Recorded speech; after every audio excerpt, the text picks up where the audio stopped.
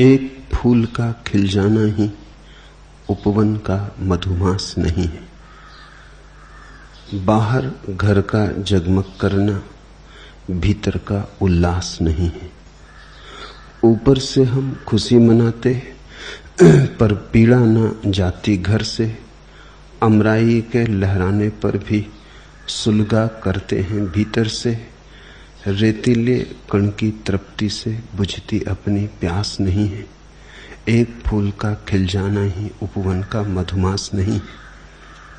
इधर गरजता काला बादल, आग उगलता सागर गहरा, कुटी पुरानी सन्यासिन पर अवसादों का निस्दिन पहरा। एक पहरे का सो जाना ही मुक्ति का आभास नहीं है। एक फूल का खिल जाना ही उपवन का मधुमास नहीं है। खतरा इसका है कि एक फूल के खिल जाने को कोई समझ ले वसंत का आगमन हो गया। जब तक कि पूरे प्राण ही न खिल जाएं, जब तक कि पूरी चेतना ही कमलों से न ढक जाए, जब तक कि सारा अंतस्थल प्रकाश से मंडित न हो जाए, एक किरण के उतर लेने को सूर्य का आगमन मत मान लेना और एक फूल के खिल जाने को मधुमास मत मान लेना। इसलिए गुरु के द्वारा परीक्षा जरूरी है। हम इतने अंधेरे में रहे हैं इतने जन्मों जीवनों कि जरा सी भी तृप्ति की झलक और हमें लगता है आ गया मोक्ष का द्वार। जरा सी सुगंध लगता है पहुंच गए उस महा उपवन में। आंख में प्रकाश का सपना भी डोल जाए तो लगता है हो गया सूर्योदय। हमारा लगना भी ठीक है क्योंकि हमने कभी दुख के सिवाय कुछ जाना नहीं। सुख की जरा सी पुलक सिहरन, जरा सा रोमांच हमें आह्लादित कर जाता है। हम नरक में ही जिए, स्वर्ग का स्वप्न भी हमें तृप्ति देता मालूम पड़ता है। लेकिन गुरु की जरूरत ही यही है कि वो हमें जगाया जाए। वो कहे अभी बहुत फूल खिलने को है, वो हमें रुकने न दे, वो हमें बढ़ाए चले, वो कहे चले और आगे और आगे। वो तब तक हमें न ठहरने दे जब तक कि समस्त जीवन सुगंध से न भर जाए, जब तक कि प्राणों का कोना कोना ही प्रकाश से आच्छादित न हो जाए, जब तक कि हम स्वयं प्रकाश रूप न हो जाएं। हमारे भीतर सिवाय प्रकाश के और कुछ भी ना बचे। तभी जानना कि हुआ वसंत का आगमन। एक फूल का खिल जाना ही उपवन का मधुमास नहीं है और एक पहरे का सो जाना ही मुक्ति का आभास नहीं। इसलिए जनक का ये जो आनंद है, इसको अष्टावक्र ने चुपचाप स्वीकार नहीं कर लिया। इसकी वे बड़ी कसौटी करने लगे। कहीं ऐसा तो नहीं है कि बहुत दिन का भूखा प्यासा रूखी सूखी रोटी पा गया है और समझ रहा है कि मिल गया अंतिम। ऐसा तो नहीं है कि बहुत थका मांदा धूप का जरा सी छाया में बैठ गया है, चाहे खजूर के वृक्ष की छाया ही क्यों ना हो, और सोचता है आ गया कल्प वृक्ष के नीचे। क्योंकि हम जो भी देखते हैं वो हमारे अतीत अनुभव से देखते हैं। एक गरीब आदमी को 1 रुपया पड़ा हुआ मिल जाए तो आह्लादित हो जाता है। अमीर को 1 रुपया पड़ा हुआ मिले तो कुछ भी पड़ा हुआ नहीं मिला। रुपया वही है, लेकिन गरीब अपने अतीत से तौलता है, अमीर अपने अतीत से तौलता है। बहुत है उसके पास, उसमें 1 रुपये के जुड़ने से कुछ भी नहीं जुड़ता। गरीब के पास कुछ भी नहीं, उसमें 1 रुपये का जुड़ जाना जैसे सारे जगत की संपदा का जुड़ जाना है। रुपया तो वही है, लेकिन हमारी प्रतीति तुलनात्मक और सापेक्ष होती। हम अपने ही अनुभव से देखते। मैं कल एक छोटी सी कहानी पढ़ता था। एक भूतपूर्व महाराजा ने अपने संस्मरणों में लिखी कि उन्होंने एक नए नौकर को नौकरी पर रखा है और उसे हुक्म दिया, जिनको पीकदान उठा के ला। झिनको की समझ में नहीं आया। पीकदान शब्द उसने कभी सुना ही नहीं था। थूकने के लिए भी स्वर्ण पात्र होते हैं, ये उसका अनुभव न था। कोने में ही रखा है स्वर्ण पात्र, हीरे जवाहरातों से जड़ा। सम्राट ने फिर कहा कि समझ में नहीं आया रे, अबे वह कोने में जो स्वर्ण पात्र रखा है उसे उठा के ला। झिंकू ने पीकदान में झांक कर देखा और बोला, तनी रुको हुजूर, एह में कोनो मूर्ख थूकी मरा है, मेहतरवा बुलाई। पीकदान गरीब का अनुभव नहीं है, वो तो कहीं भी थूकता रहता है। सारी पृथ्वी पीकदान है। और स्वर्ण पात्र, थूकने के लिए सोने का पात्र, हम अपने अनुभव से तौलते हैं। हम जो भी व्याख्या करते हैं जीवन की, वो व्याख्या हमसे आती है। तो अष्टावक्र सोचते हैं, जनक ने कभी जाना नहीं ये अहोभाव, ये आश्चर्य, ये अपूर्व घटना कभी घटी नहीं। कहीं ऐसा तो नहीं है एक फूल के खिल जाने को मधुमास का आगमन समझ बैठा हो। जिसने फूल देखे ही नहीं, जो मरुस्थलों में ही जिया हो, वो एक फूल के आगमन को भी मधुमास समझ सकता है। उसके भीतर की भूख धोखा दे सकती। इसी तरह तो मृग मरीचिका पैदा होती। मरुस्थल में जब कोई भटक जाता है, घंटों और दिनों की प्यास से जब घिर जाता है, तो मृग मरीचिका पैदा होती। यही आदमी अगर तृप्त हो, इसके पास जल की बोतल हो, सुराही हो, और जब प्यास लगे तब ये अपना जल पी ले, तो मृग मरीचिका नहीं होती। लेकिन जब प्यास बहुत हो जाती है और प्राण तड़फने लगते हैं, और मरुस्थल में कहीं कोई उपाय नहीं देखता कि कहीं कोई जलधार है, कि कोई मरुद्यान है, फिर भ्रम होने शुरू होते। फिर किरणों के ही नियम के आधार पर इससे दूर मरुद्यान दिखाई पड़ने लगता है। मरुद्यान का धोखा किरणों के कारण जितना होता है, उससे भी ज्यादा प्यास के कारण होता है। प्यास इतनी है कि जो नहीं है उसे भी देख लेने की आकांक्षा होने लगती। प्यास इतनी है कि जो नहीं है उसका भी स्वप्न हम साकार कर लेते। प्यासे को मृग मरीचिका का भ्रम हो जाता है। भयभीत को रस्सी में सांप दिख जाता है। रस्सी में सांप नहीं होता, भय में होता है।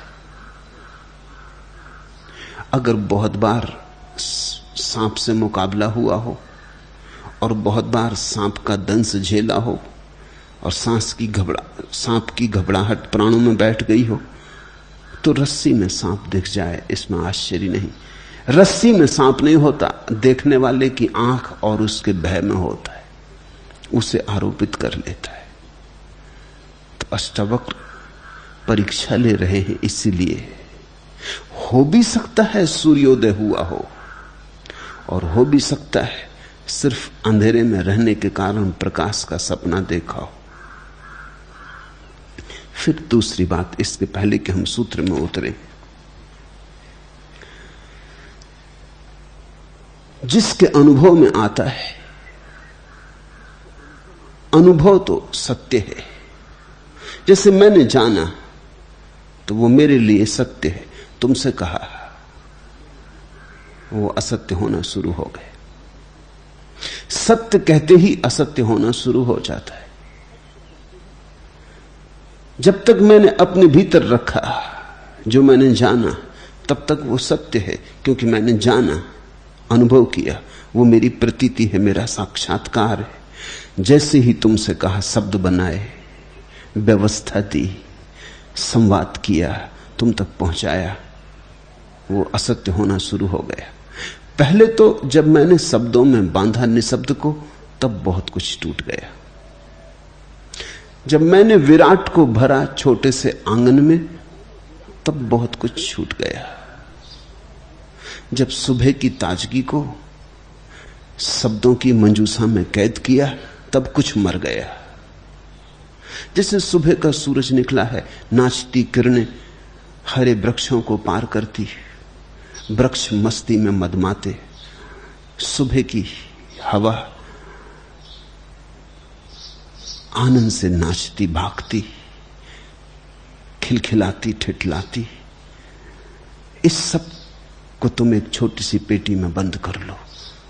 तुम जाओ उस जगह जहां सूरज की किरणें वृक्ष से छन छन के जमीन पर गिर रही, और हवा ने जहां पत्तों के साथ रास रचाया है, और जहां गंध है, और जहां सुबह का ताजा माधुरी है।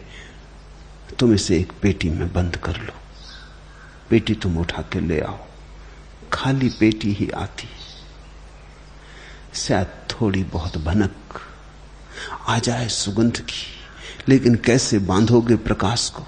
और सुगंध भी पेटी में बंद होते ही जल्दी ही दुर्गंध हो जाएगी। जो जाना जाता है वह तो है शून्य में, मौन में, प्रगाढ़ निशब्द में।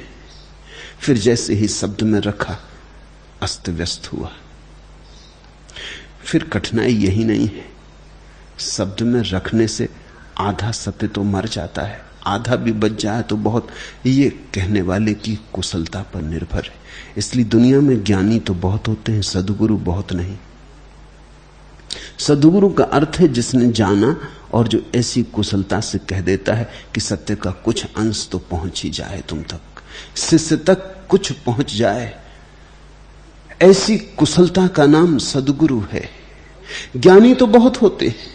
बुद्ध को किसी ने पूछा है एक दिन कि ये 10,000 भिक्षु हैं तुम्हारे, वर्षों से तुम्हारे साथ हैं, जीवन अर्पित किया है, साधना की है, साधना में लगे हैं, इनमें से कितने बुद्धत्व को उपलब्ध हुए? बुद्ध ने कहा, इनमें से बहुत उपलब्ध हुए हैं, बहुत उपलब्ध हो रहे हैं, बहुत उपलब्ध होने के मार्ग पर हैं। कुछ चल पड़े हैं, कुछ पहुंचने के करीब हैं, कुछ पहुंच भी गए। पूछने वाले ने कहा, इस पर भरोसा नहीं आता, क्योंकि इनमें से आप जैसा तो कोई भी नहीं दिखता। बुद्ध हंसने लगे। उन्होंने कहा, यह सच है। बुद्ध होने से ही कोई दिखाई नहीं पड़ता। जब तक कि बुद्धत्व को अभिव्यक्ति ना दे, जब तक कि बुद्धत्व को बोले नहीं, जब तक कि बुद्धत्व को गुनगुनाए नहीं, गीत ना बनाए, जब तक कि बुद्धत्व को बांधे नहीं छंद और मात्रा में, जब तक कि बुद्धत्व को दूसरे तक पहुंचाए नहीं, जब तक बुद्धत्व संवादित ना हो, तब तक पता कैसे चले? और जब तक मैं जीवित हूं, तब तक ये बोलेंगे भी नहीं, क्योंकि ये कहते हैं जब आप मौजूद हैं तो हम बोलें क्या? आपकी मौजूदगी में क्या बोलें? इनमें बहुत पहुंच गए, बहुत तो बोलेंगे भी नहीं, क्योंकि बोलना एक अलग कुशलता है। पा लेना एक बात है, बोलना बड़ी दूसरी बात है। पा लेने वाले को जैन शास्त्र कहते हैं केवली, जिन, और बता देने वाले को जैन शास्त्र कहते हैं तीर्थंकर। हजारों केवली होते हैं, तब कहीं एकाध तीर्थंकर होता है। तीर्थंकर का अर्थ है जो खुद ही पार नहीं हुआ, बल्कि जिसने घाट बनाया, नाव बनाई, औरों को भी बिठाया नाव में, घाट से उतारा और चलाया। तीर्थ यानी घाट, तीर्थंकर यानी घाट को बनाने वाला। खुद तैर के तो बहुत लोग पार हो जाते, लेकिन दूसरों को नाव पर ले जाने वाला। पर ध्यान रखना, जैसे ही बड़े से बड़ा तीर्थंकर हो, बड़ा से बड़ा सद्गुरु हो, जैसे ही शब्द देता अनुभव को, अनुभव झूठ होने लगता, उसमें से कुछ तो तत्क्षण मरने लगता है, अंश ही पहुंचता है। फिर पहुंचने वाले पर निर्भर है। कितना पहुंचेगा। पहले तो बोलने वाले पर निर्भर है कितना भर पाएगा, फिर सुनने वाले पर निर्भर है कितना खोल पाएगा। तो सभी सुन रहे हो तुम, लेकिन सभी उतना ही ना खोल पाओगे, एक जैसा ना खोल पाओगे। कोई बहुत खोल लेगा, कोई तुम्हारे पास में ही बैठा हुआ गदगद हो जाएगा और तुम चौंकोगे कि क्या यह आदमी पागल है, उसने कुछ तुमसे ज्यादा खोल लिया, उसके हृदय तक बात पहुंच गई, तुम्हारी शायद सिर में ही गूंजती रह गई, शायद तुम शब्दों का ही हिसाब बिठाते रहे, उस तक मर्म पहुंच गया। फिर तुम पर निर्भर है कि कितना तुम खोलोगे, लेकिन फिर कुछ सत्य मरेगा तुम्हारे खोलने में। जो बांधा गया है शब्दों में वो शब्दातीत है। फिर शब्द से तुम्हें शब्दातीत को छांटना होगा, शब्द फिर तुम्हें अर्थ को अलग करना होगा, फिर शब्द की परिधि तोड़नी होगी, सीमा तोड़नी होगी, असीम को फिर मुक्त करना होगा। एक पक्षी को, अनंत के पक्षी को पिंजरे में रख के मैं तुम्हें देता हूं। उनमें से बहुत से तो ऐसे हैं कि पिंजरे के सौंदर्य पे मोहित हो जाएंगे, पक्षी को भूल जाएंगे। बहुत से तो ऐसे हैं पिंजरे को सिर पे लेके चलने लगेंगे, पक्षी की उन्हें याद नहीं आएगी, पहचान भी ना होगी। पिंजरे के लिए पिंजरा नहीं दिया था, भीतर एक जीवंत पक्षी है उसके लिए दिया था। पिंजरा तो बनाया ही इसलिए था कि पक्षी तुम तक पहुंच जाए, नहीं तो मेरे हाथ से उड़ेगा और तुम तक कभी पहुंचेगा नहीं। इसलिए शब्द का, शास्त्र का पिंजरा है, सिद्धांत का, भाषा का पिंजरा है। उसे जितना सुंदर बना सके बनाने की कोशिश की जाती है, ताकि उसके सौंदर्य से तुम उसके भीतर प्रवेश पाने की आकांक्षा से भरो, ताकि तुम में प्यास उठे कि जो बाहर से इतना सुंदर है पिंजरा, भीतर भी देखें। लेकिन बहुत हैं जो पिंजरे को संभाल के रख लेंगे, वे पंडित हो जाएंगे, वे दोहराने लगेंगे मेरे शब्दों को, वे मेरे पिंजरे को लेके घूमने लगेंगे और दिखाने लगेंगे लोगों को कि देखो कैसा सुंदर पिंजरा है, कैसा सुंदर दर्शन शास्त्र, कैसा प्यारा सिद्धांत, कैसा हृदयग्राही मंतव्य, कैसी बात कही, कैसी भा गई मन को, कैसी रच गई, कैसी रंग से भरी, कैसी इंद्रधनुषी। मगर भूल जाएंगे कि पिंजड़े के लिए पिंजड़ा नहीं दिया था। कुछ उनमें से पिंजड़े के भीतर छिपे पक्षी को भी पहचान लेंगे, लेकिन उसे पिंजड़े से मुक्त ना कर पाएंगे, वो पिंजड़े में ही बंद रहेगा। अगर बहुत ज्यादा दिन बंद रह गया तो पक्षी की उड़ने की क्षमता खो जाएगी। मुझसे शब्द मिले तो देर मत करना, उसे जल्दी निशब्द में खोल लेना। तो मुझसे जो सुनो देर मत करना, उसे ध्यान में जल्दी ही रूपांतरित कर लेना, क्योंकि जितनी देर हो जाएगी उतनी ही कठिनाई हो जाएगी। इधर सुनो, उधर ध्यान में मुक्त कर लेना। इधर मैं पिंजरा तुम्हारे हाथ में दूं, तुम रुकना मत, पिंजरा हाथ में लेते ही द्वार खोलना, पक्षी को मुक्त कर लेना। अगर ज्यादा देर हो गई, तुमने कहा कल करेंगे, तुमने कहा परसों करेंगे, तुमने कहा जब सुविधा होगी तब करेंगे, अभी तो नोटबुक में लिख लें, फिर पीछे अर्थ निकाल लेंगे, फिर सोच लेंगे जल्दी क्या है, सुविधा से मौके पर। तो तुम जब अर्थ निकालने जाओगे तब तक अर्थ मर चुका होगा, शब्द ही रह जाएंगे, पिंजरा ही रह जाएगा। तुमने अगर पक्षी मुक्त न किया तो पक्षी मर चुकेगा, फिर तुम जब खोलोगे भी तो लाश मिलेगी, उसके प्राण तो जा चुके होंगे, क्योंकि उसके प्राण तो अनंत के, उसके प्राण तो शून्य के, उसके प्राण तो आकाश के।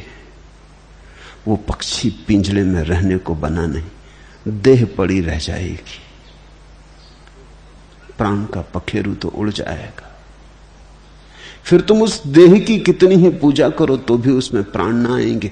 ऐसे ही तो तुम पूजा कर रहे हो मंदिरों में, मस्जिदों में, गुरुद्वारों में,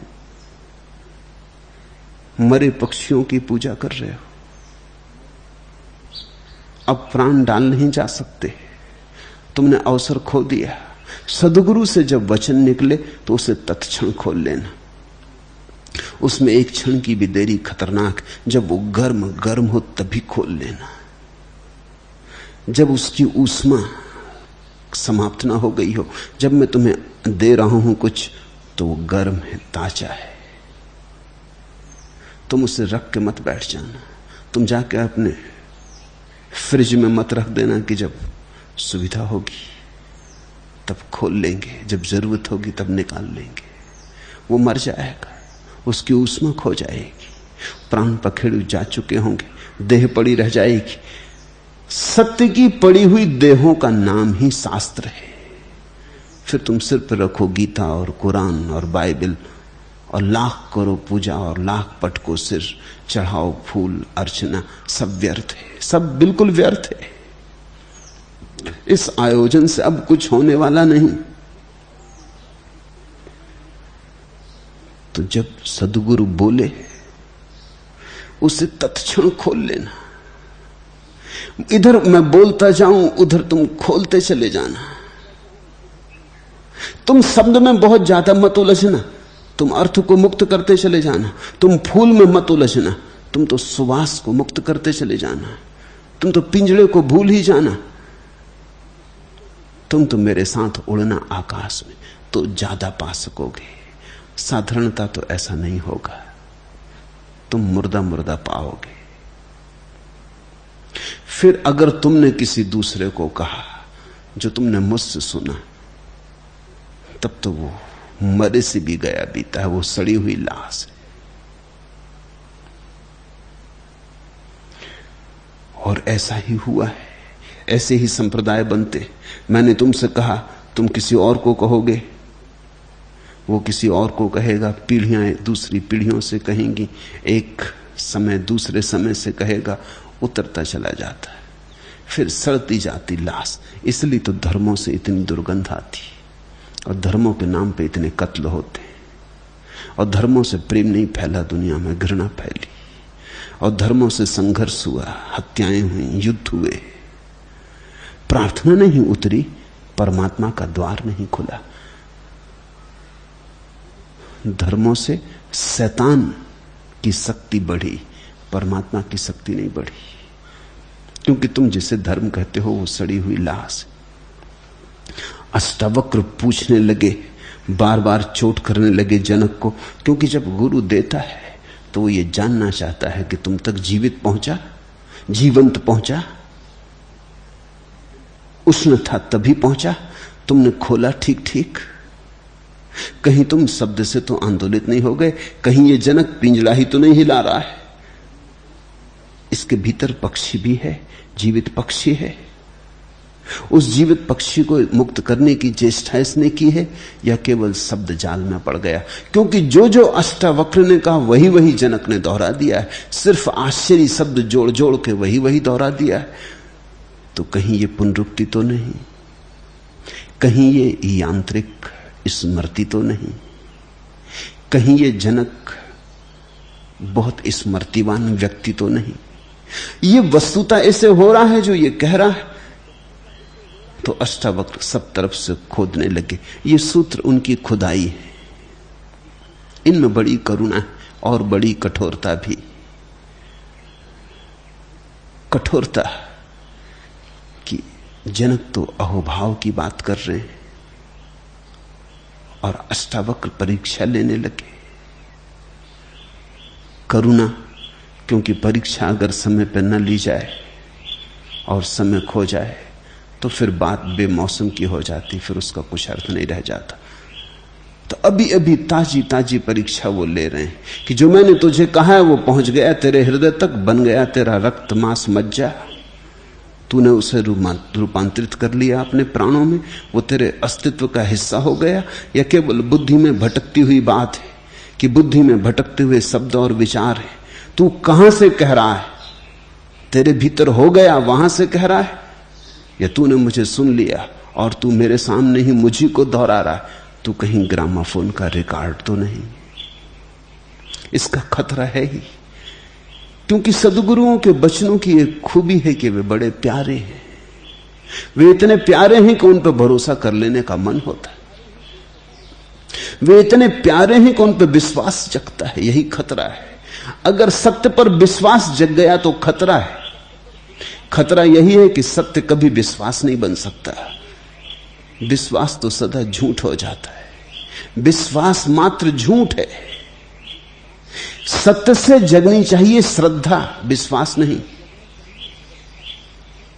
मैंने तुम्हें एक बात कही, मैंने तुम्हें बड़ी प्यारी बात कही, तुम उससे मोहित हुए, तुमने मान ली कि बात इतनी प्यारी है कि सच होगी ही, कि जिसने कही उससे तुम्हें प्यार है, तो झूठ कैसे होगी कि तुमने विवाद भी ना किया, तुमने तर्क भी ना किया, तुमने चुपचाप स्वीकार कर लिया, तुमने एक विश्वास बनाया, तुम उस विश्वास के सहारे जीने लगे, तुम झूठ के सहारे जीने लगे।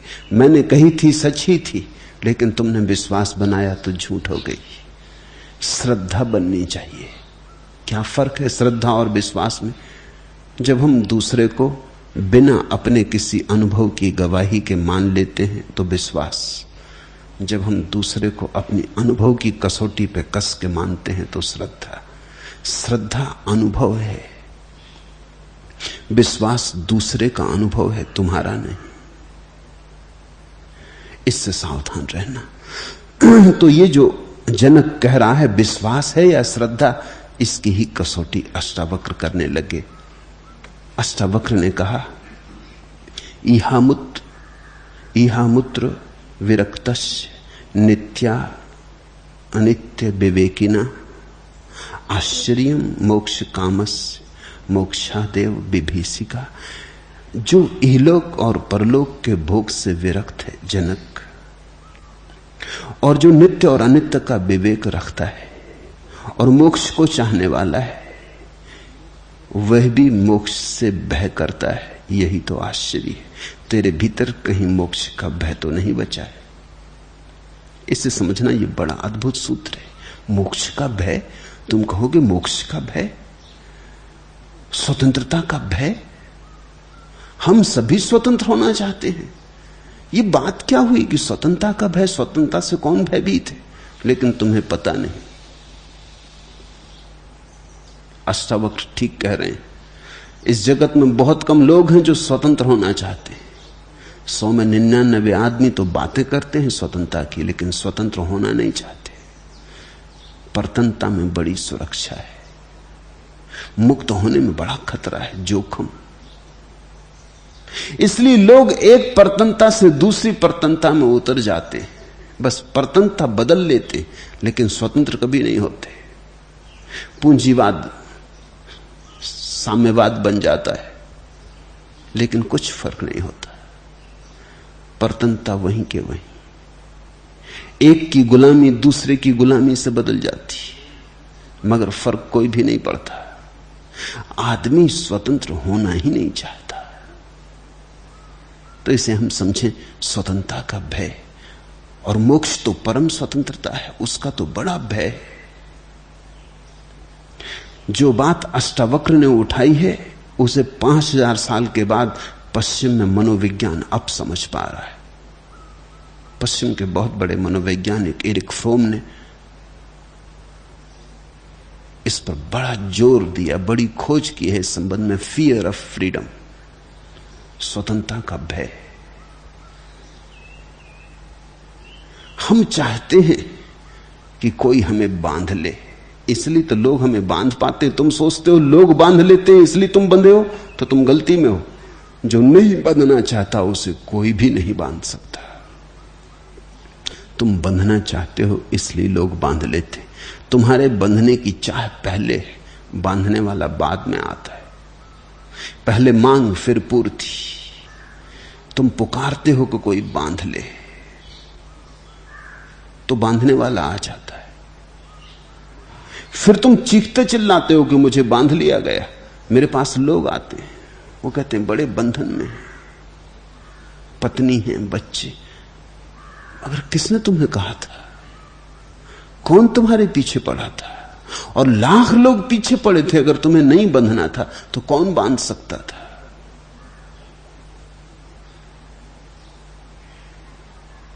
तुम भाग निकले होते।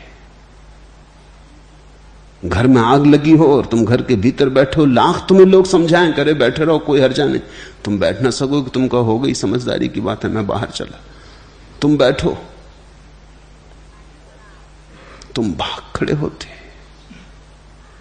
अगर तुम्हें बंधन दिखाई पड़ता, लेकिन बंधन तुम्हें दिखाई पड़ा नहीं था। और मजा यह है कि अगर ये पत्नी मर जाए तो बहुत संभावना है कि जल्दी ही तुम दूसरा विवाह करोगे। पत्नी के मरने के बाद ज्यादा दिन याद ना रख सकोगे। मन नई कल्पनाएं करने लगेगा। मन कहेगा सभी स्त्रियां थोड़ी एक जैसी होती, ये दुष्ट मिल गई थी तो भाग्य की बात, अब सभी थोड़ी दुष्ट मिल जाएंगी। दुनिया में अच्छी स्त्रियां भी हैं।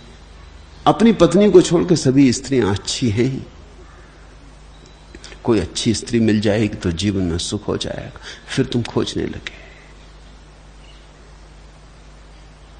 देर नहीं लगेगी, जल्दी ही तुम फिर बंधन में पड़ जाओगे। फिर तुम चीखने पुकारने लगोगे कि मैं बंधन में पड़ गया।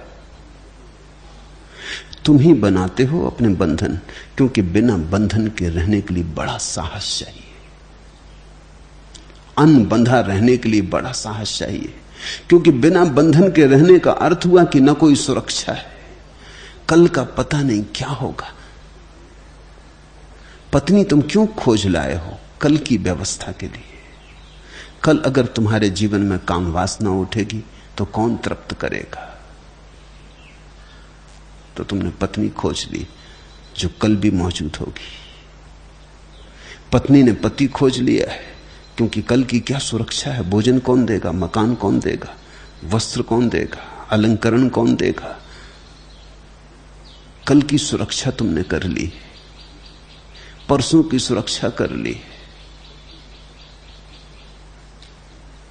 लोगों ने आगे तक की सुरक्षा कर रखी, फिर उस सुरक्षा में बंध गए।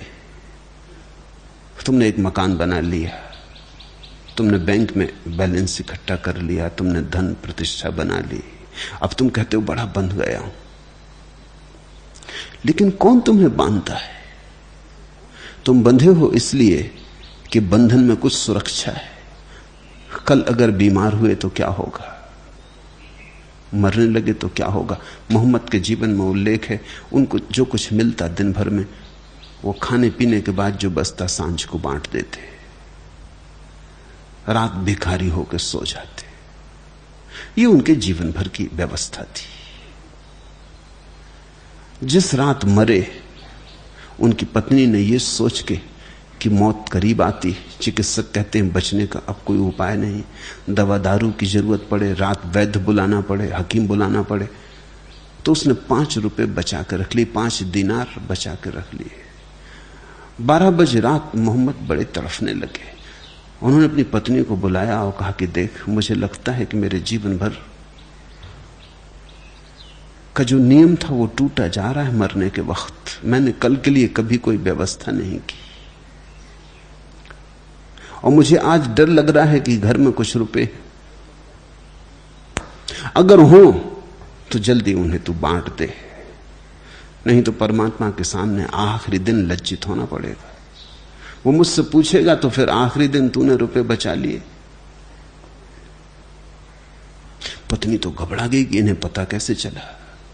उसने जल्दी से 5 दिनार जो बचाए थे निकाल के दे दिए कि क्षमा करें, मुझसे भूल हो गई। मैं तो ये सोच के कि रात बेरात आधी रात जरूरत पड़ सकती, फिर मैं कहां मांगूंगी। तो मोहम्मद ने कहा पागल, जिसने हर बार दिया, हर दिन दिया, इतने दिन तक दिया, कभी हम भूखे मरे, कभी जरूरत पूरी नहीं हुई, ऐसा हुआ? जो सुबह देता है, सांझ देता है, वो आधी रात ना दे सकेगा? तू जरा दरवाजे पे तो जाके देख। वो 5 दिनार लेके गई, वहां एक भिखारी खड़ा है, वो कहता मुझे 5 दिनार की जरूरत है। वो 5 दिनार उस भिखारी को दे दिए गए। मोहम्मद ने कहा देख, लेने भी वही आ जाता है, देने भी वही आ जाता है। हम नाहक चिंता खड़ी कर लेते, फिर चिंता में बंधते, फिर बंधन से पीड़ित होते और चिल्लाते। अब मैं निश्चिंत हुआ, अब मैं उसके सामने सिर उठा के खड़ा हो सकूंगा कि तू ही मेरा एकमात्र भरोसा था, तेरे अलावा मैंने भरोसा और किसी चीज में ना रखा। जिसका परमात्मा में भरोसा है उसको फिर कोई बंधन नहीं। लेकिन परमात्मा में हमारा भरोसा नहीं, भरोसा हमारा 1000 और चीजों में, इंश्योरेंस कंपनी में है, बैंक में है, स्त्री में है, पति में है, मित्रों में, परिवार में, पिता में, पुत्र में, सरकार में, और हमारे 1000 भरोसे। नास्तिक भी जो अपने को कहता है वो भी नास्तिक नहीं है। बैंक का जहां तक सवाल है वो भी आस्तिक है, इंश्योरेंस कंपनी का जहां तक सवाल है वो भी आस्तिक है। सिर्फ भगवान के संबंध में वो आस्तिक नहीं है।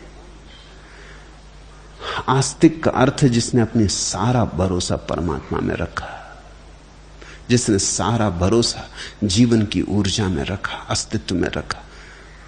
जैसे ही रुपए बांट दिए, मोहम्मद हंसे और उन्होंने कहा अब शुभ हुआ, अब ठीक घड़ी आ गई, अब मैं निश्चिंत जा सकता हूं। चादर उन्होंने अपने मुंह पे डाल ली और कहते हैं प्राण उड़ गए। पत्नी ने चादर उघाड़ी, वहां तो लाश पड़ी थी, मोहम्मद जा चुके थे। जैसे वो 5 दिनार अटकाए थे, जैसे उनके कारण वो बेचैन थे, बोझ था, बंधन था। हम कहते तो हैं कि हम स्वतंत्र होना चाहते हैं, लेकिन स्वतंत्र होने के लिए हम जो व्यवस्था करते हैं वही हमें बांध लेती। तुमने देखा धन की आदमी आकांक्षा क्यों करता है? इसलिए ताकि स्वतंत्र हो, धन से स्वतंत्रता मिलती, ऐसा ख्याल है, ऐसी भ्रांति है कि जितना धन होगा उतनी तुम्हारी स्वतंत्रता होगी। जहां जाना होगा जा सकोगे, जिस होटल में ठहरना होगा ठहर सकोगे, हवाई जहाज में उड़ना होगा हवाई जहाज में उड़ोगे, महल में रहना होगा महल में रहोगे, जिस स्त्री को चाहोगे वो तुम्हारे पैर दाबेगी, जो तुम करना चाहोगे कर सकोगे। धन स्वतंत्रता देता है। इस आशा में आदमी धन इकट्ठा करता है, लेकिन धन इकट्ठे करने में ही बंध जाता, बुरी तरह बंध जाता। धन का बोझ भारी हो जाता और छाती उसके नीचे टूटने लगती।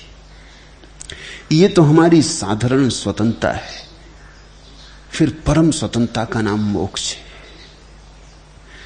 अष्टावक्र कहते हैं, सुन जनक, जो हीलोक और परलोक के भोग से विरक्त है और जो नित्य और अनित्य का विवेक रखता है। जैसा तेरी बातों से लग रहा है, तेरी बातों से ऐसा लग रहा है कि तू तो बिल्कुल मुक्त हो गया।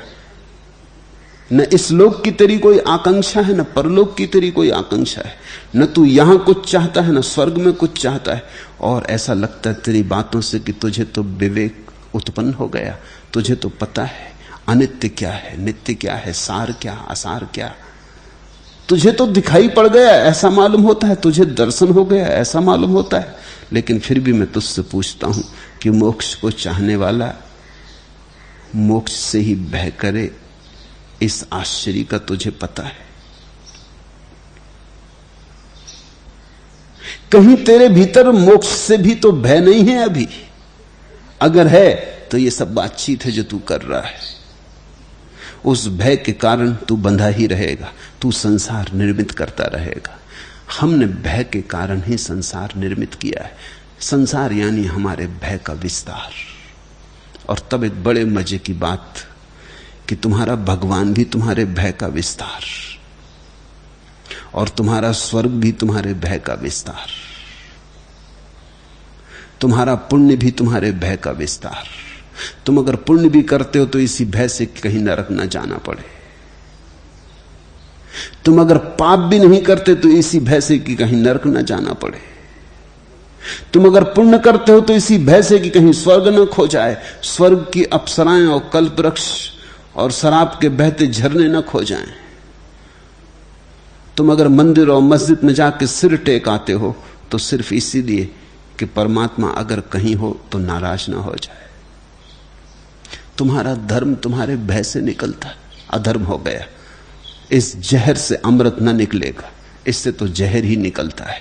भय से जो निकलता है वो संसार है। तुम उसे परमात्मा कहो, स्वर्ग कहो, बहिष्ठ कहो, जो तुम कहना चाहो, लेकिन एक बात याद रखना, भय से संसार के अतिरिक्त और कुछ भी नहीं निकलता।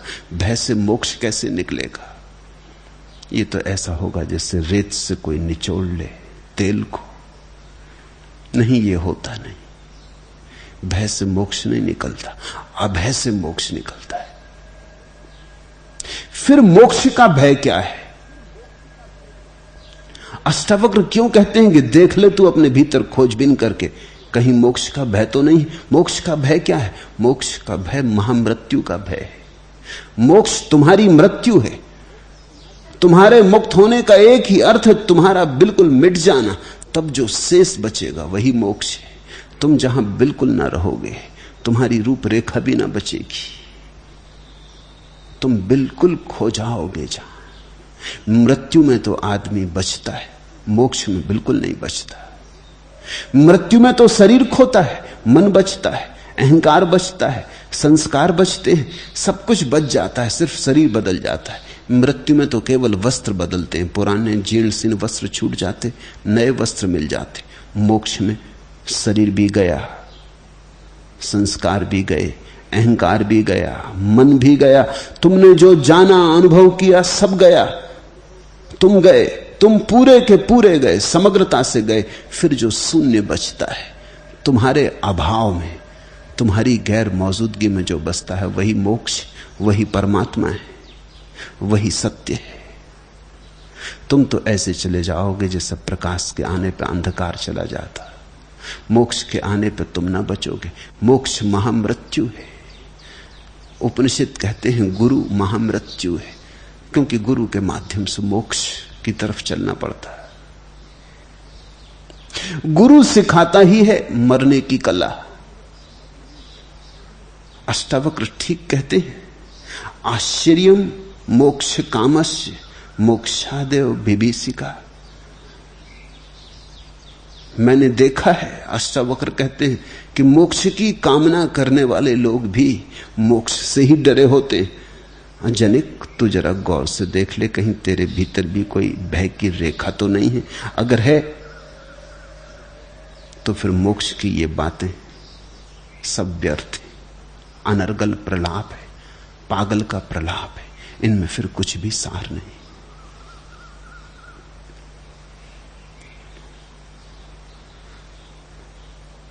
मोक्ष का स्वर तो तुम्हारे भीतर तभी फूटता है जब तुम्हारे सब स्वर बंद हो जाते, जब तुम्हारी सब आवाज खो जाती, तभी उस महासंगीत में तरोबोर होने की घड़ी आती।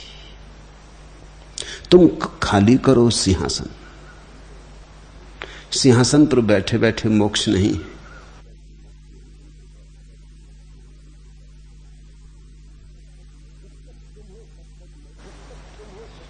जब तक तुम हो तब तक मोक्ष नहीं।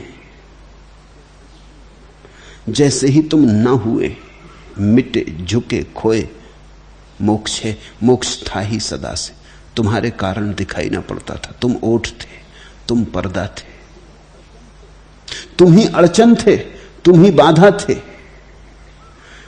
अब बड़ी अड़चन उठी। मोक्ष का तो अर्थ ही यह है कि जिसने इस सच्चाई को पहचान लिया कि मैं ही रोग हूं। मोक्ष का अर्थ तुम्हारी मुक्ति नहीं है, मोक्ष का अर्थ तुमसे मुक्ति।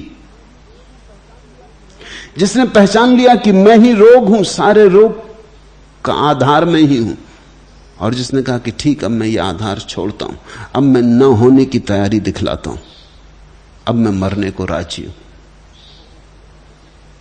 हो के देख लिया, कुछ पाया नहीं। हो के देख लिया, सिवाय खोने के कुछ भी नहीं हुआ। हो के देख लिया, अनेक बार हो के देख लिया, कितने जन्मों तक हो के देख लिया। काफी देर हो चुकी है, तुम बहुत बार हो के देख लिए। हर होना खाली गया, अब जरा ना हो के देख ले। मोक्ष का मतलब इतना है कि हो के देख लिया, असफल हुए, अब जरा ना हो के देख ले।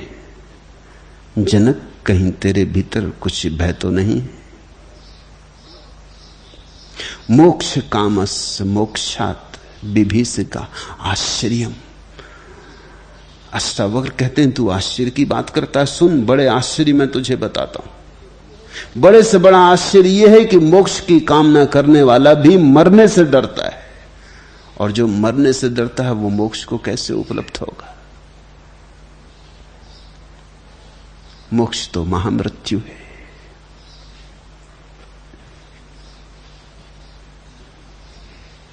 मुल्ला नसरुद्दीन और उसकी पत्नी खाना खा रहे थे, तभी रेडियो पर राग मल्हार आने लगा। वाह वाह, मुल्ला ने कहा, क्या प्यारी चीज। क्या? पत्नी ने जरा जोर से पूछा। मैंने कहा, क्या प्यारी चीज है? मुल्ला ने और जरा जोर से दोहराया। पत्नी बोली, इस रेडियो को बंद करो तो कुछ सुनाई दे। इस बेसुरी आ के कारण तुम्हारी बात सुनाई ही नहीं दे रही।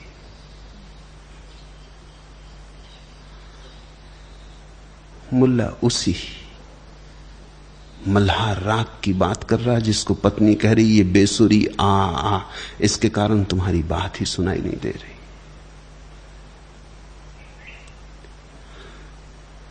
वो जो मोक्ष का स्वर है,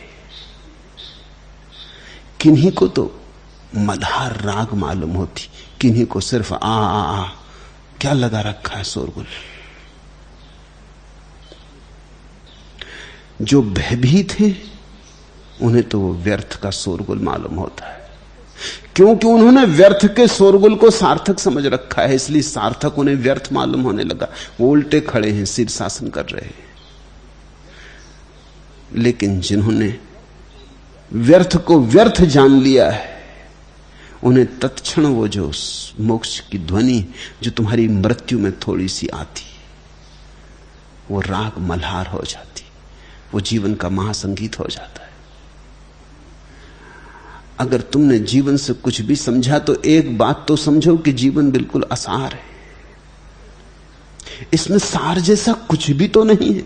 दौड़ो धूपो आपाधापी खूब करो श्रम, हाथ कुछ भी लगता नहीं। ये बड़ा आश्चर्य है। और फिर भी तुम मरना नहीं चाहते, फिर भी तुम मिटना नहीं चाहते, फिर भी तुम कहते हो कोई तरकीब बताएं कि मैं सदा बना रहूं, सदा सदा बना रहूं। क्या करोगे सदा बने रहकर? कहते हैं जब सिकंदर पूरब आया तो उसके दरबारियों में से एक ज्ञानी ने उसे कहा कि तू पूरब जा रहा है, अब मार्ग में कहीं एक ऐसा स्थान है जहां जल का एक झरना है मरुस्थल में, उसे जो पी लेता है वो अमर हो जाता है। अब तू जा ही रहा है तो उसकी भी खोज कर लेना, शायद मिल जाए, शायद ये कथा ही ना हो, सच हो। सिकंदर ने अपने सैनिकों को सचेत कर दिया कि खोजबीन करते रहना, कहीं भी ऐसी जरा भी भनक पड़े, कान में अफवाह पड़े, मुझे खबर कर देना। खबर आ गई, बीच एक रेगिस्तान से गुजरते वक्त खबर आई कि यही है वो झरना। सिकंदर ने उसकी खोज कर ली। वो सारे सिपाहियों को बाहर छोड़कर, सैनिकों को बाहर छोड़कर उतरा उस गुफा में जहां वो झरना था। वो उतर गया गुफा में, सीढ़ियों से उतर के झरने में खड़ा हो गया। बड़ा आह्लादित था कि इस झरने के जल को पी के अब मैं सदा सदा के लिए अमर हो जाऊंगा। उसने चुल्लू भी भर ली। तभी एक कौआ बैठा है पास ही चट्टान पर। वो कहने लगा रुक। सिकंदर तो बहुत घबराया कौए को बोलते सुन के। उसने कहा घबरा मत, मेरी बात सुन ले इसके पहले कि तू पानी पिए, क्योंकि मैं पी के बड़ी झंझट में पड़ गया हूं। सिकंदर ने कहा क्या झंझट? कौए ने कहा मैंने भी इसकी बड़ी खोज की, बड़ा मुश्किल में आ पाया। मैं कौओं का राजा हूं जैसा तू आदमियों का राजा है। मैं कोई छोटा मोटा कौआ नहीं हूं। तू शाही कौए से बात कर रहा है। बड़ा मुश्किल में खोज पाया मैंने, हजारों कौए इस खोज में लगा दिए थे। आखिर इसका पता चल गया, आखिर मैं आ गया और मैंने ये पी भी लिया। पी के मैं फंस गया। अब मैं मरना चाहता हूं क्योंकि सदियां बीत गई तब से मैं जिंदा हूं। अब मैं मरना चाहता हूं, मर नहीं सकता। सिर पटकता हूं चट्टानों पे, कोई सार नहीं। जहर पी लेता हूं, कुछ सार नहीं। गर्दन में फांसी लटका के लटक जाता हूं, कुछ सार नहीं। कोई उपाय मेरे मरने का नहीं है। ये पानी बड़ा खतरनाक है सिकंदर। सिकंदर ने पूछा तू और मरना क्यों चाहता है? उस कौवे ने कहा अब क्या करूं, वही वही राग, वही वही उपद्रव कब तक देखूं? मिलता तो कुछ है ही नहीं, दौड़ धूप दौड़ धूप दौड़ धूप।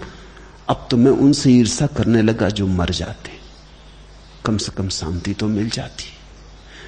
मुझसे ज्यादा अशांत इस पृथ्वी पे कोई नहीं सिकंदर, फिर तेरी मर्जी। कहते हैं सिकंदर ने हाथ से पानी नीचे गिरा दिया, सीढ़ियां चढ़ के वापस लौट आया। पानी उसने पिया नहीं। कहानी सच हो या झूठी, मगर कहानी बड़ी सार्थक है।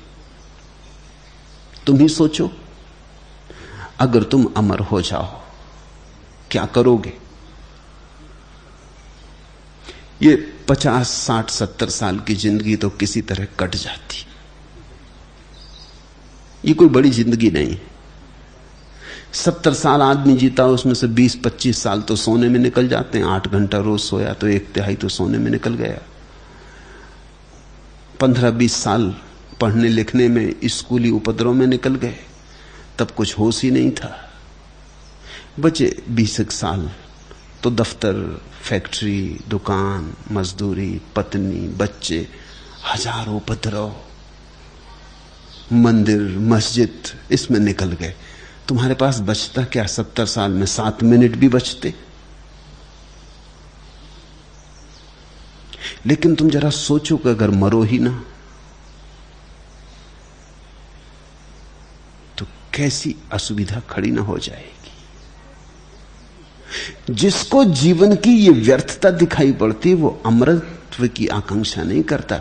वो कहता है, हे प्रभु, महामृत्यु घटित हो, ऐसी मृत्यु घटित हो कि फिर जीवन न मिले। इसी को हम आवागमन से मुक्ति कहते हैं। यही तो पूरब की बड़ी से बड़ी निधि और खोज है। पश्चिम अभी बचकाना है, अभी पश्चिम जीवन से उबा नहीं। पूरब बड़ा प्राचीन है, बड़ा प्रौढ़ है, जीवन से उब गया। पश्चिम के तो विचारक सोच के हैरान होते हैं कि मामला क्या है। बुद्ध, महावीर, पतंजलि, अष्टावक्र, लाओजू, ये सब यही एक बात करते हैं कि कैसे छुटकारा हो। ये मामला क्या है? अरे जीवन छूटने के लिए, जीवन को थोड़ा लंबा करो, नई औषधियां खोजो, नए उपाय खोजो, आदमी लंबा जिए, खूब जिए। ये लोग क्या पागल हैं? ये सारे बुद्ध पुरुष, इनका दिमाग फिर गया है। ये कहते हैं कि कैसे आवागमन से छुटकारा हो। पश्चिम अभी बचकाना है, अभी पश्चिम को जीवन का अनुभव नहीं। पूरब ने जीवन का बड़ा लंबा अनुभव लिया और पाया ये बिल्कुल ही असार है। पानी केरा बुदबुदा, क्षणभंगुर है और भीतर कुछ भी नहीं। फूटता है तो शून्य हाथ लगता है। प्याज की तरह है, परत परत उघाड़ते चलो, नई परतें निकलती आती, एक दिन शून्य, कुछ हाथ नहीं लगता। दौड़ो धापो, कहीं पहुंचते नहीं, जहां के तहां खड़े खड़े मर जाते हो। कहीं पहुंचे हो तुम? चले तो हो, कोई 30 साल चल लिया, कोई 50 साल चल लिया, कोई 60 साल चल लिया, लेकिन कहीं पहुंचे हो? कहीं ऐसा लगता है कि कोई पहुंचना हुआ, कोई मंजिल आई? मार्ग ही मार्ग, घूमते रहते,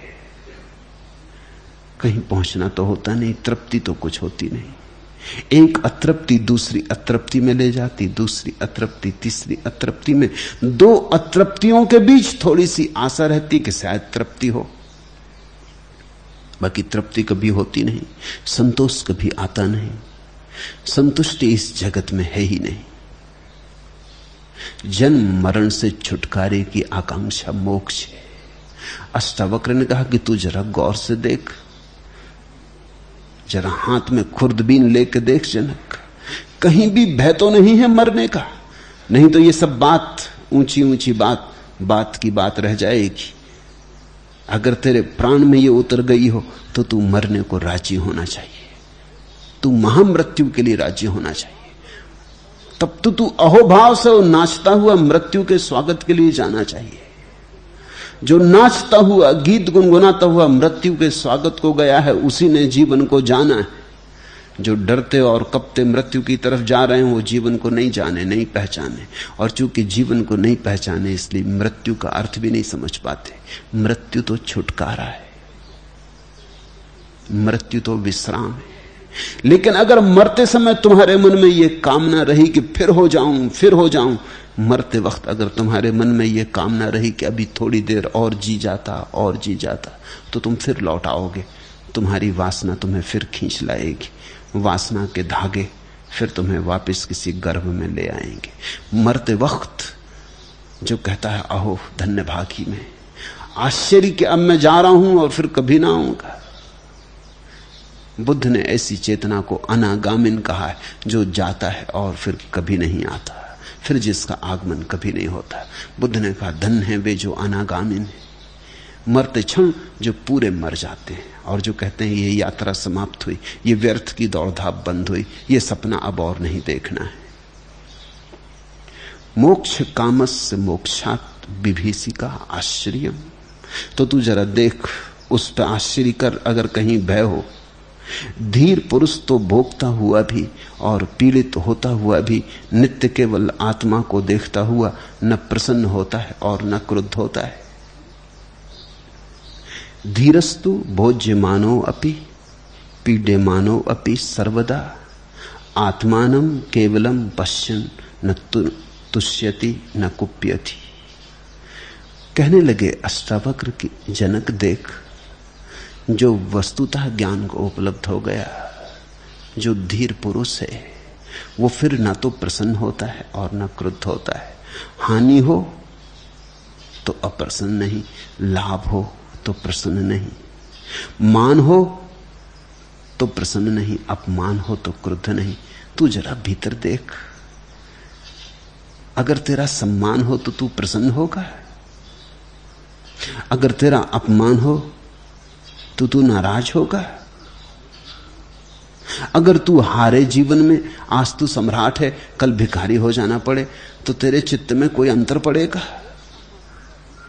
अगर रेखा मात्र का भी अंतर पड़ता हो तो अभी जल्दी मत कर, ये घोषणा बड़ी है जो तू कर रहा है, ये घोषणा मत कर।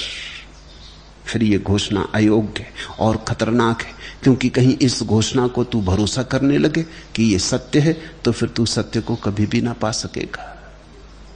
गुरु की ये सतत चेष्टा दिखाने की कि कहीं तुम किसी भ्रांत धारणा को जो नहीं हुई है ऐसा मत मान लेना कि हो गई है, बड़ी अनिवार्य है। गुरु की ये उपदेशना बड़ी करुणामयी है, क्योंकि मन तो बड़े जल्दी मानने को होता है कि हो गया, और जब बिना किए हो रहा हो तो दिक्कत ही क्या। पतंजलि के साथ तो ये खतरा नहीं है, अष्टावक्र के साथ बहुत खतरा है, इसलिए पतंजलि कोई परीक्षा भी नहीं लेते, अष्टावक्र परीक्षा लेते हैं। तुम ख्याल किया, पतंजलि के साथ कोई खतरा नहीं, वो एक एक इंच बढ़ाते हैं, वो उतना ही बढ़ाते हैं जितना संभव है साधारण मनुष्य को बढ़ना। छलांग वहां नहीं, और एक सीढ़ी चढ़ो तो ही दूसरी सीढ़ी पे चढ़ सकते हो, पहली सीढ़ी अगर नहीं चढ़ पाए तो दूसरी पे चढ़ ही ना पाओगे। इसलिए पतंजलि परीक्षा की कोई व्यवस्था नहीं करते, लेकिन अष्टावक्र ने परीक्षा की व्यवस्था की, करनी ही पड़ी, क्योंकि अष्टावक्र तो कहते हैं कोई सीढ़ी नहीं, चाहो तो तत्क्षण अभी इसी क्षण मुक्त हो सकते हो। ये सुन के कई पागल तत्क्षण घोषणा कर देंगे कि हम मुक्त हो गए। इन पागलों को खींच के इनकी जगह लाना पड़ेगा।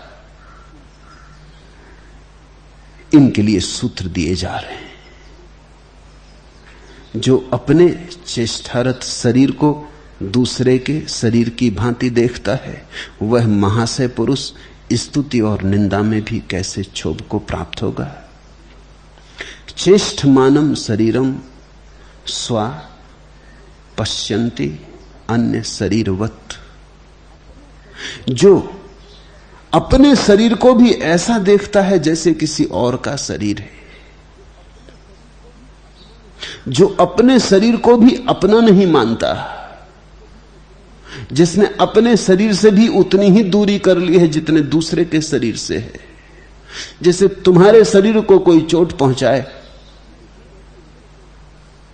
तो मुझे चोट नहीं लगती, ऐसा ही मेरे शरीर को कोई चोट पहुंचाए और तब भी मैं जानता रहूं कि मुझे चोट नहीं लगती, जैसे ये किसी और का शरीर है। तो ही जो अपने चेष्टारत शरीर को दूसरे के शरीर की भांति देखता है, वह महाशय पुरुष स्तुति और निंदा में कैसे क्षोभ को प्राप्त होगा।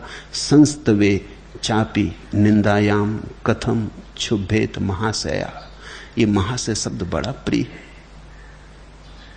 बना है महा आशय, जिसका आशय महान हो गया, जो क्षुद्र आशयों से नहीं बंधा है, शरीर के और मन के, वृत्ति के और विचार के आशय जिसके जीवन में नहीं रहे, जिसने अपने समस्त आशय, अपनी समस्त आकांक्षाएं परमात्मा के चरणों में, महत के चरणों में समर्पित कर दी। महा से बड़ा अनूठा शब्द है। हम तो साधारण उपयोग करते हैं, कोई घर आता तो कहते हैं आइए महा से बैठिए, लेकिन उपयोग ठीक है।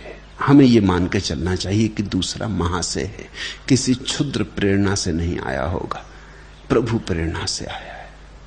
इसलिए तो हम अतिथि को देवता कहते हैं। अतिथि आया है तो प्रभु ही आया है। जो आया है वो महा से है।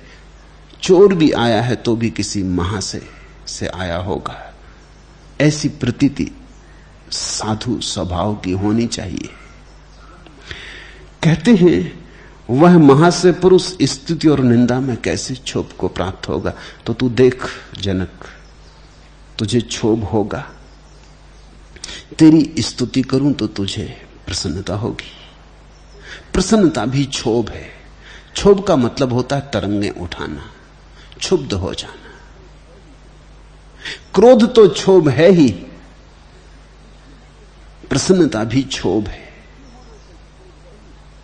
दुखी होना तो क्षोभ है ही, सुखी होना भी क्षोभ है, क्योंकि दोनों हालत में चित्त तरंगों से भर जाता है, क्षुब्ध हो जाता है।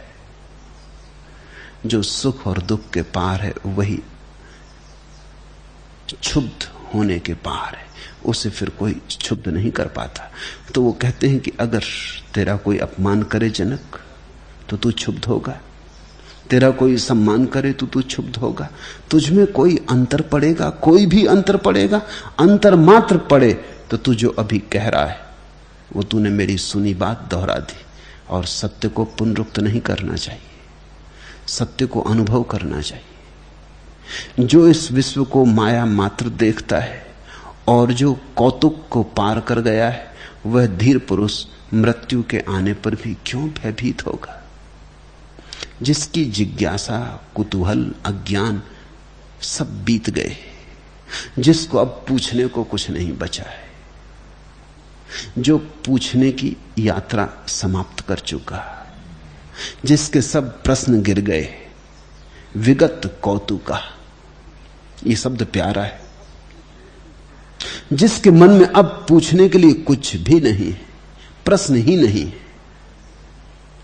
माया मात्र मिदम विश्वम पश्यन विगत कौतुका। जो इस विश्व को माया मात्र देखता है और जो कौतुक को पार कर गया है, अपि सन्निहिते मृत्यो कथम त्रस्यति धीर्धि। क्या मृत्यु को पास आया हुआ देखकर वो भयभीत होगा? क्या जरा भी भय की रेखा उसमें उठेगी? तू तो देख आ रही जैसे मृत्यु, खड़ी तेरे द्वार पर दस्तक दे रही मृत्यु। आ गए यमदूत अपने भैंसों पर सवार होकर। तू उनका स्वागत करके उनके साथ जाने को तत्पर होगा कि जरा भी तेरा मन झिझकेगा? अगर जरा भी झिझक रह गई हो तो फिर तू अभी विगत कौतुक नहीं। अगर जरा भी झिझक रह गई हो तो अभी श्रद्धा का जन्म नहीं हुआ। अगर जरा भी झिझक रह गई हो तो अभी बहुत कुछ करने को बाकी है, क्रांति घटी नहीं। तू समझा बुद्धि से, अभी प्राणों से नहीं समझा।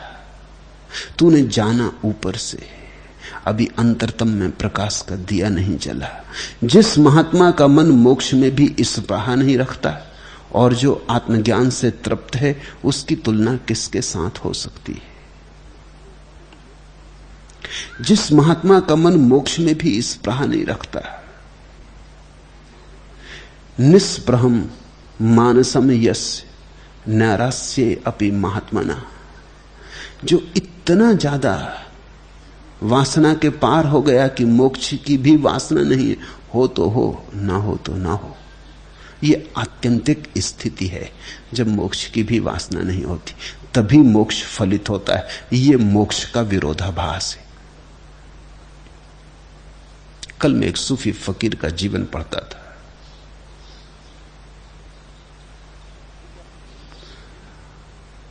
वो बड़ा धनपति था फकीर होने के पहले। दमिश्क में रहता था और दमिश्क की जो बड़ी प्रसिद्ध मस्जिद है जगत प्रसिद्ध मस्जिद है। उसके मन में यह आकांक्षा थी कि वो उस मस्जिद का व्यवस्थापक हो जाए, वो उसके नियंत्रण में चले। वो बड़े सम्मान की बात थी। वो दमिश्क का सबसे ऊंचा पद था, उस मस्जिद का व्यवस्थापक हो जाना। तो वो धनी तो था ही, उसने सब काम छोड़ के वो सुबह मस्जिद में प्रवेश करने वाला पहला व्यक्ति होता और सांझ मस्जिद को छोड़ने वाला आखिरी व्यक्ति होता। वो दिन भर नमाज में लीन रहता, वो 24 घंटे तन में होकर प्रार्थना करता,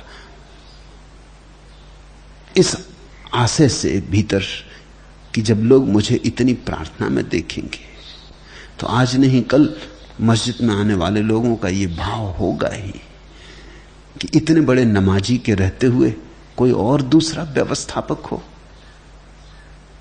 नमाज में उसका रस न था, रस तो इसमें था कि लोग देख लें। लोगों ने देखा भी, महीने बीते, साल भी बीतने लगा, लेकिन कोई परिणाम दिखाई ना पड़े।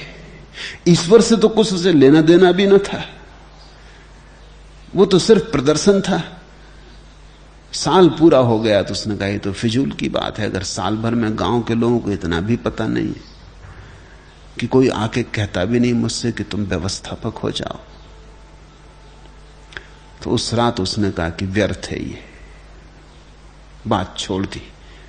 उसने उस रात परमात्मा से प्रार्थना की कि मुझे क्षमा कर। मैंने भी कहा कि व्यर्थ बात में साल भर गंवाया। साल भर अगर तेरे को पाने की प्रार्थना की होती तो शायद तेरे ही दर्शन हो जाते, मगर इन मूढ़ों को कुछ अकल ना आई। मगर मैं भी मूढ़ हूं, मुझे क्षमा कर। उस रात उसने बड़े निष्प्रह मन से प्रार्थना की, उसमें कुछ मांगना थी। वो प्रार्थना करके उठ के द्वार पर आया कि देखा कि गांव के लोग इकट्ठे हो रहे हैं। उसने पूछा मामला क्या है? लोगों ने कहा हम सब ने मिलकर तय किया कि तुम उस मस्जिद के व्यवस्थापक हो जाओ। साल भर से हम देखते हैं तुम जैसा कोई नमाजी कभी हुआ। वो तो बड़ा हैरान हुआ कि आज तो मैंने छोड़ी आकांक्षा और आज ही आकांक्षा पूरे होने का दिन आ गया। लेकिन तब उसे होश भी आया। उसने कहा कि क्षमा करो मित्रों, साल भर तो मैं आकांक्षा करता था, तब तुम कहां थे? अब तुम आए हो जबकि मैं आकांक्षा छोड़ चुका।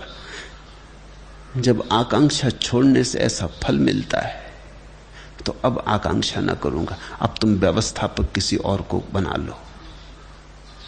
और उसे इतना बोध हुआ इस घटना से कि वो सब छोड़ छाड़ के फकीर हो गया। मलिक बिन दीनार उसका कहते हैं कि उसने मोक्ष की भी आकांक्षा नहीं की, फिर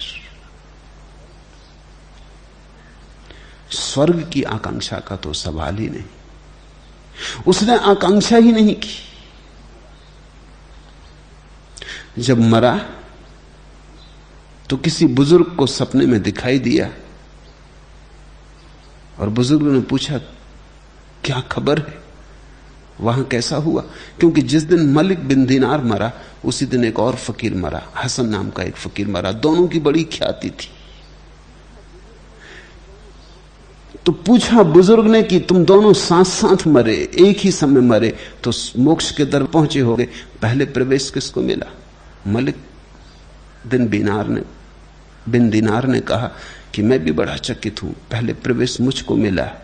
और मैंने पूछा प्रभु को कि मुझे प्रवेश पहले देने का क्या कारण?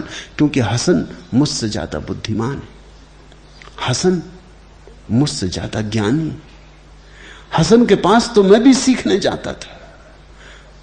तो प्रभु ने कहा वो तुझसे ज्यादा ज्ञानी है, तुझसे ज्यादा त्यागी है, लेकिन उसके मन में मोक्ष की आकांक्षा थी और तेरे मन में मोक्ष की आकांक्षा न थी। तू पहला प्रवेश का हकदार है। मोक्ष की आकांक्षा भी जिसकी छूट गई हो, मन मोक्ष की भी इस प्रहाना करता हो, और जो आत्मज्ञान से तृप्त है और जो अपने होने से तृप्त है, जिसकी तुष्टि अपने में, जो अब कुछ भी नहीं मांगता, जो कहता है मेरा होना काफी है, काफी से ज्यादा है और मुझे चाहिए क्या? जो ऐसा कहता है, जो कहता है मैंने अपने को जान लिया, भर पाया, खूब पाया, मिल गया सब, अब मुझे कुछ भी नहीं चाहिए। आत्मज्ञान से जो तृप्त है, तस्य आत्मज्ञानम तृप्तस्य तुलना के न जायते, उसकी तुलना किसी से भी नहीं हो सकती। तो हे जनक, तेरे मन में मोक्ष, अभी भी तेरे मन में मुक्त होने की आकांक्षा तो नहीं है? तुझे जो ये आत्मज्ञान हुआ है, जैसा तू कह रहा है कि हो गया, इससे परितृप्त हो गया तू, अब और तो कुछ नहीं चाहिए, तेरी तृप्ति पूरी हो गई, अब तो कुछ और तो ना मांगेगा। अगर प्रभु तेरे सामने आ जाए और कहे कि सुन जनक, तुझे क्या चाहिए, मैं देने को तैयार हूं, तो तेरे पास मांगने को कुछ होगा या तू सिर्फ धन्यवाद देगा? तू कुछ मांगेगा या धन्यवाद देगा? तू ये कहेगा कि आपने दे दिया सब, अब मुझे कुछ चाहिए नहीं, अब तो कुछ भी नहीं चाहिए की स्थिति बनेगी। मन तेरा न कहेगा कि अरे अब प्रभु कहते तो थोड़ा कुछ मांग ही लो। जन्मों जन्मों तक आकांक्षा की, अब घड़ी आई, शुभ घड़ी कि परमात्मा स्वयं कहता है कुछ मांग लो, मेरे वरद हस्त आज तुम्हें लुटाने को तैयार है, खड़े हैं तुम्हारी झोली भरने को, तो तेरा मन झोली फैला तो न देगा। ये सारी बातें अष्टावक्र कहने लगे ताकि जनक अपने को देख ले कहां है। जो जानता है कि यह दृश्य स्वभाव से ही कुछ भी नहीं है, वह धीर बुद्धि कैसे देख सकता है कि यह ग्रहण करने योग्य है और यह त्यागने योग्य है। यह बड़ी महत्व का सूत्र है, इन सब सूत्रों में महत्व का सूत्र है कि अस्त्र कहते हैं कि जनक देख, इन सारी बातों को सुन के मैंने कहा कि धीर पुरुष धन में आकांक्षा ना रखेगा, मैंने कहा कि धीर पुरुष मोक्ष में भी आकांक्षा ना रखेगा, मैंने कहा धीर पुरुष साम्राज्य में, महल में, संपत्ति के विस्तार में आकांक्षा ना रखेगा। इससे ऐसा तो नहीं होता कि तेरे मन में एक सवाल उठ रहा हो तो मैं इस सब का त्याग कर दूं। ये बड़ी बारीक बात है। मेरी ये बातें सुन के तेरे मन में ऐसा तो नहीं हो रहा है कि इस सब का त्याग कर दूं, क्योंकि धीर पुरुष तो धन की आकांक्षा नहीं रखता, महल की आकांक्षा नहीं रखता, सुख सुविधा की आकांक्षा नहीं रखता, तो मैं इन सबको छोड़ूं और जंगल चला। कि धीर पुरुष न तो वस्तु की आकांक्षा करता है, न वस्तु के त्याग की आकांक्षा करता है। तो तेरे भीतर कहीं भोग बचा है, इसके लिए अब तक के सूत्र कहे कि अगर कहीं भी भोग की आकांक्षा बची है तो खोज ले। अब ये बड़ा सूत्र, उससे भी बड़ा सूत्र कि वो कहते हैं अब मैं तुझसे ये पूछता हूं कि हो सकता है भोग ना बचा हो, त्याग की आकांक्षा तो नहीं है कहीं? क्योंकि त्याग की आकांक्षा भोग का ही दूसरा रूप है। त्याग की आकांक्षा भोग ही है, सिर के बल खड़ा, कुछ फर्क नहीं। भोग कहता है पकड़ो, त्याग कहता है छोड़ो, लेकिन पकड़ने और छोड़ने में जिस पे ध्यान होता है वो तो एक ही चीज है, धन। स्त्रियां त्याग कहता है बिल्कुल नहीं, लेकिन दोनों की नजर तो स्त्री पे होती या पुरुष पे होती। भोग कहता है और धन, त्याग कहता है बिल्कुल नहीं, और त्याग, लेकिन दोनों के मन में अभी और तो होता है। न भोगी को तुम तृप्त पाओगे न त्यागी को, क्योंकि त्यागी सोचता है अभी और त्याग करना है और भोगी सोचता है अभी और भोग करना है। बड़े मजे की बात है, दोनों की दृष्टि और पर लगी है। और इस और को ठीक से समझना, इस और में ही सारा संसार समाया है।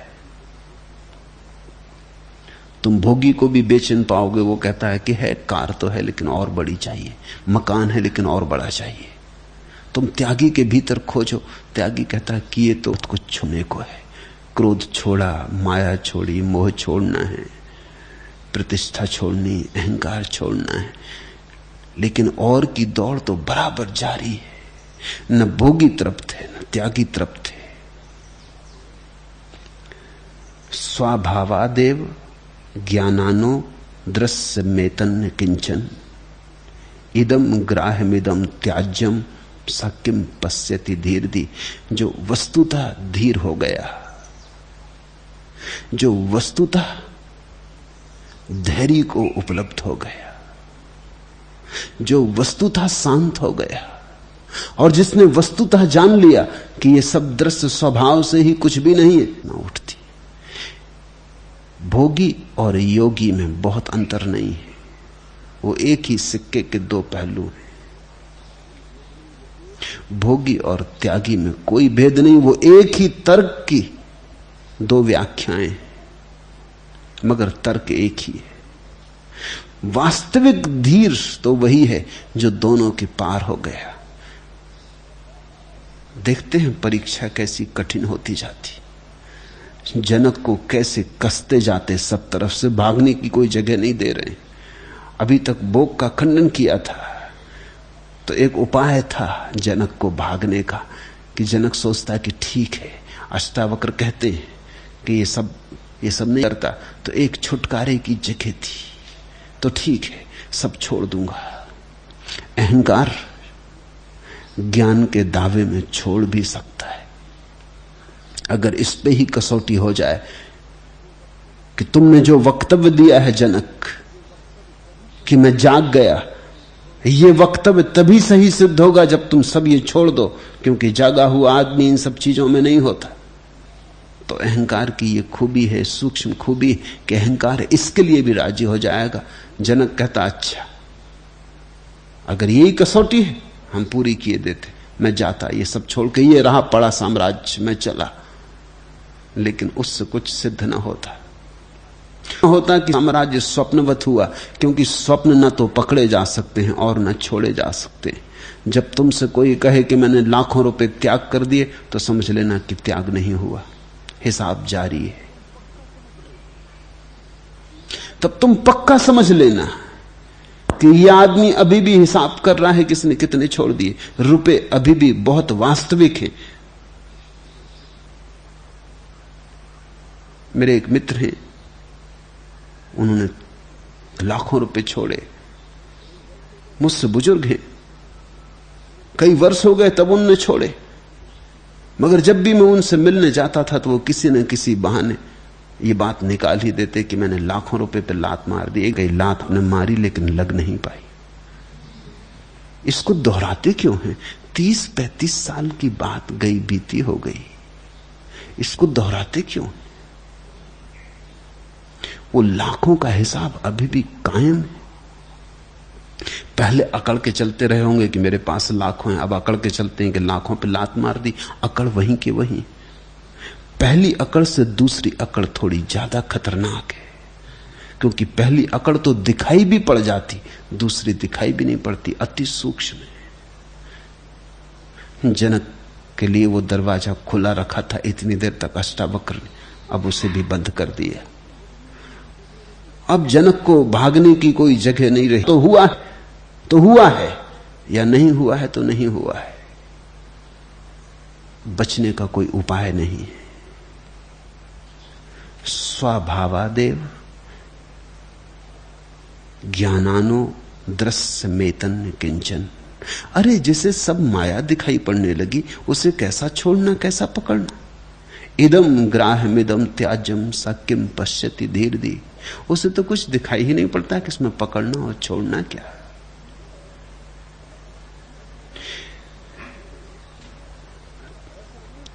धीर पुरुष ऐसा नहीं कहता कि सोना मिट्टी है। धीर पुरुष कहता हीन, दोनों सारहीन। वो कहता है महल में बैठो तो, महल के बाहर बैठो तो सब बराबर है, दोनों सपने हैं। अमीर का सपना है, गरीब का सपना है, सफल का सपना है, असफल का सपना है, दोनों सपने। सपने बदलने से कुछ भी ना होगा। एक रात तुमने सपना देखा कि डाकू हो, दूसरी रात सपना देखा कि संत हो, दोनों सपने, दोनों का कोई मूल्य नहीं। न तुम डाकू हो न तुम साधु हो।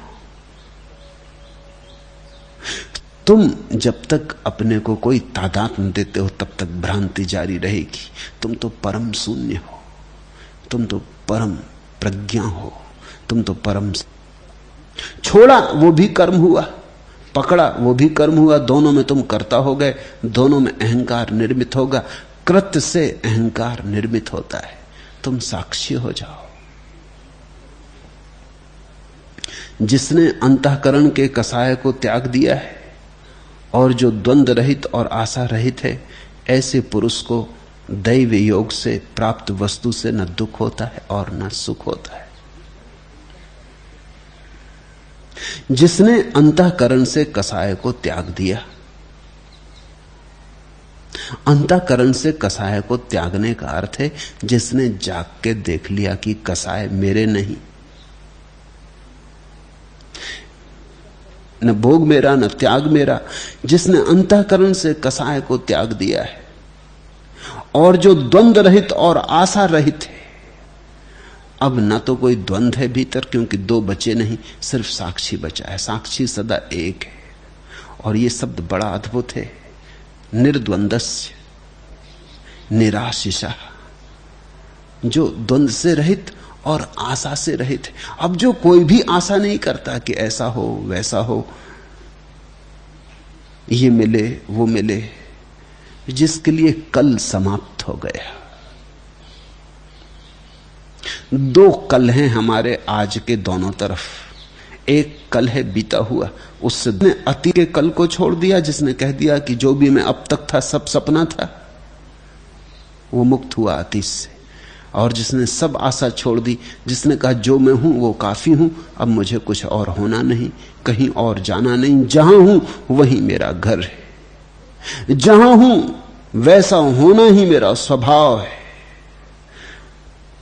जैसा हूं तैसा ही होना मेरी नियति है, अन्यथा की कोई चाह नहीं।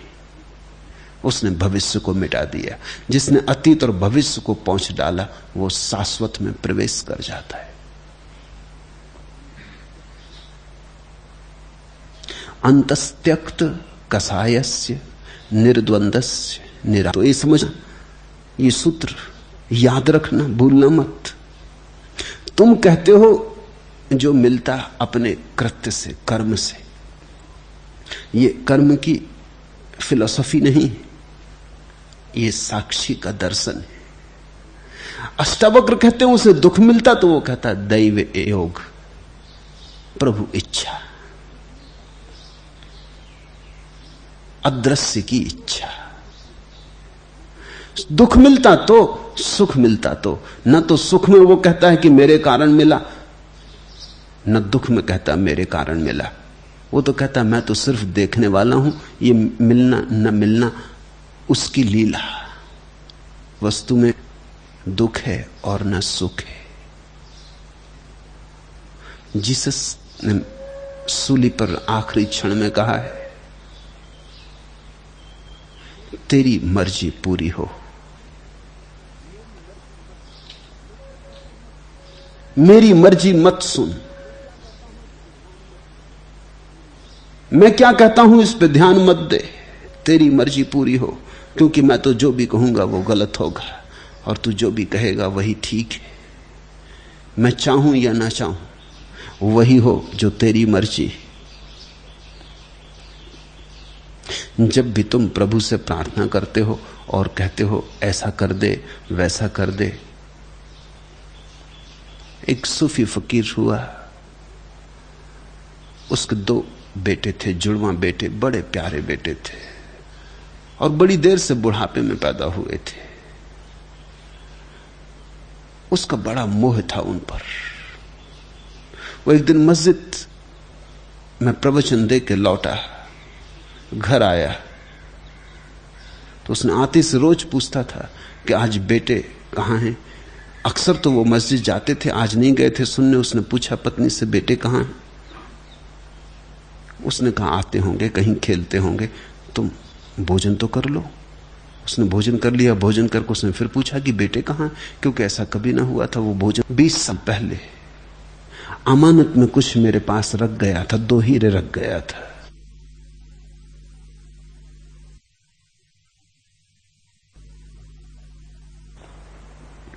आज वो वापस मांगने आया तो मैं उसे लौटा दूं कि नहीं? फकीर ने कहा यह भी कोई पूछने की बात है? ये भी तो पूछने योग्य सोचती है, लौटा ही देने थे, मेरे से पूछने की क्या बात थी? उसके हीरे उसे वापस कर देने थे, इसमें हमारा क्या लेना देना है? तू मुझसे पूछने को क्यों रुकी? उसने कहा बस तब ठीक हो गया, पूछने को रुक गई थी, अब आप आ जाएं। वो कमरे में ले गई। दोनों बेटे मुर्दा पड़े थे, पास के एक मकान में खेल रहे थे और छत गिर गई। फकीर ने देखने से क्या बीत पड़ता है, तूने ठीक किया, तूने मुझे ठीक जगाया। जो भी हो रहा है वो मेरे कारण हो रहा है, इससे ही मैं का भ्रांति पैदा होती। जो हो रहा है वो समस्त के कारण हो रहा है, मैं सिर्फ दृष्टा मात्र हूं। ऐसी समझ प्रगाढ़ हो जाए, ऐसी ज्योति जले अकंप निर्धूम, तो साक्षी का जन्म होता है। अष्टावक्र ने जनक को कहा, तू देख ले अपने को इन सब बातों पे कस के, तू सत्य में स्वयं जाग। मेरी जाग तेरी जाग नहीं हो सकती और मेरी रोशनी तेरी रोशनी नहीं हो सकती। मेरी आंखें मेरे काम आएंगी और मेरे पैर से मैं चलूंगा। तुझे तेरे पैर चाहिए और तेरी आंखें चाहिए और तेरी रोशनी चाहिए। तू ठीक से पहचान ले, तू मुझसे प्रभावित तो नहीं हो गया है। कृष्णमूर्ति निरंतर कहते हैं किसी से प्रभावित मत होना। ठीक कहते हैं, वो अष्टावक्र का ही सूत्र है, किसी से प्रभावित मत होना। जागो, अनुकरण में मत पड़ जाना। अनुकरण तो सिर्फ नाटक है, अभिनय है। जो सो उसको पकड़ के मत बैठ जाना, नहीं तो पिंजरा हाथ लगेगा, पक्षी उड़ जाएगा या मर जाएगा। जो सुनो उसे जल्दी खोल लेना, गुन लेना। जो सुनो उसे जल्दी रूपांतरित करना, पचाना, नहीं तो अपच हो जाएगा। उसे पचाना, वो तुम्हारा खून बहे, तुम्हारा खून बने, तुम्हारे खून में बहे, तुम्हारी हड्डी बने, तुम्हारी मज्जा बने, तुम्हारा प्राण बने। तो श्रद्धा का अर्थ है पचाया हुआ, विश्वास का अर्थ है अनपचा। विश्वास बोझ हो जाता है, श्रद्धा मुक्ति लाती। हरि ओम तत्सत।